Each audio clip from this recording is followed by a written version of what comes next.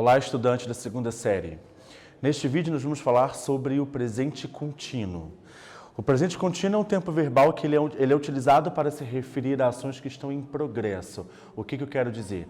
Ações que estão acontecendo justamente no momento da fala. Vejam comigo aqui, olha só.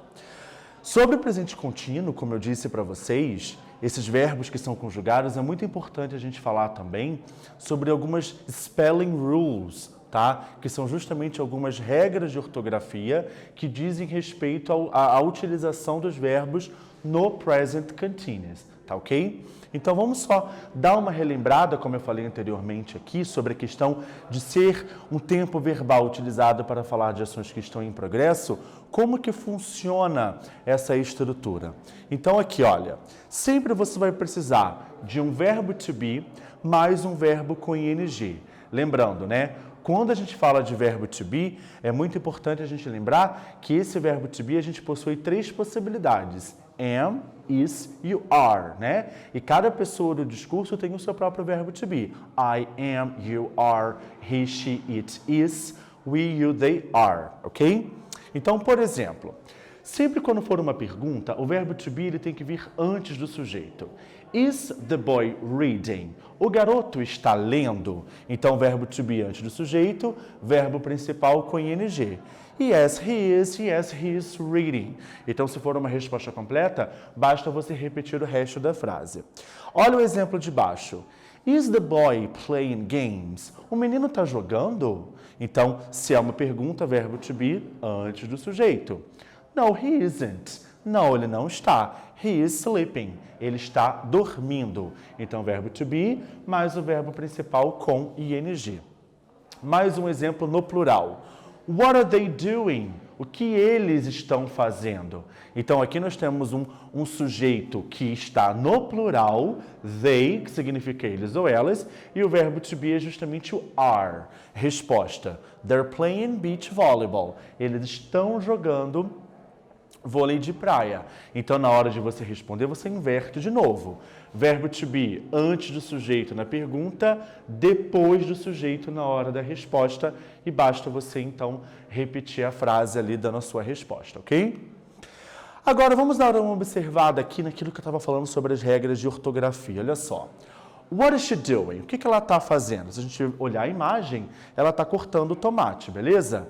She is cutting the tomatoes. Se você observar o verbo, antes de eu colocar o ing, eu coloquei uma outra letra T. Eu dobrei aquela consoante. Por que que isso acontece? Gente, se nós observarmos o verbo cut, que significa cortar, ele termina... Aliás, ele só tem três palavras, perdão. Ele tem apenas três letrinhas, né? Se for um verbo maior, com mais palavras, não tem problema. É para você considerar somente as três últimas letras, tá ok?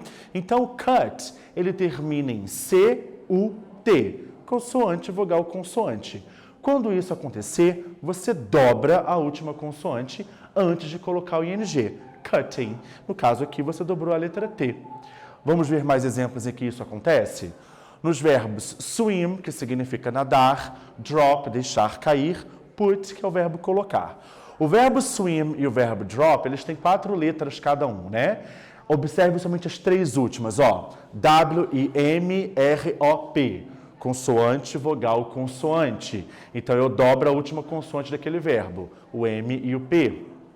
Put, consoante, vogal, consoante. Você dobra a última consoante, no caso aqui o T. Putting, ok? Ó, what is he doing? O que ele está fazendo? He is swimming. Ele está nadando. Dobrei a última consoante, aqui no caso M, visto que o verbo swim, as três últimas letras é consoante, vogal, consoante. Tá ok? E eu quero falar também sobre o verbo shave, que significa se barbear, tá ok?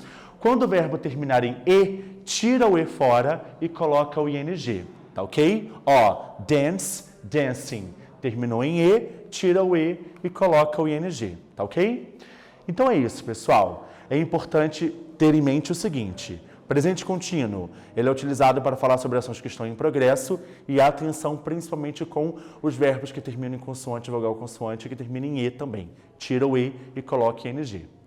Nesse vídeo foi isso que nós falamos. Falamos justamente sobre o uso do presente contínuo e as suas regras de ortografia. Espero que vocês tenham gostado. Bye, bye!